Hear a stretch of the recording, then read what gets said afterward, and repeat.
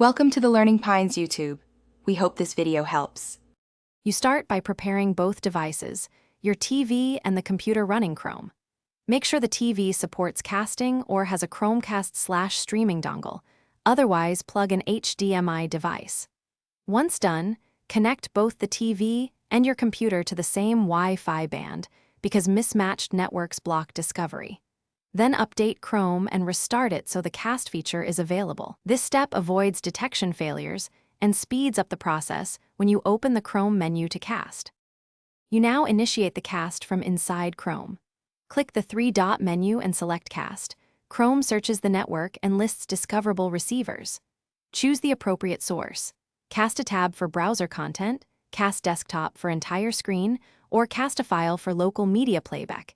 Each option optimizes quality and permissions. Make sure to expand the sources drop-down before selecting a device.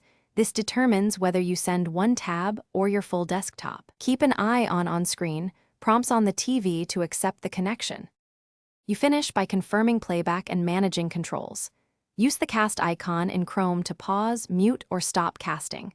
This ensures you don't leave the session active.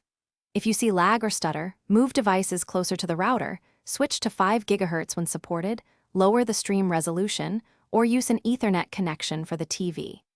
If the TV never appears, restart the router, TV, and PC in that order and rejoin the same Wi-Fi. This common fix clears discovery and resolves most connectivity issues.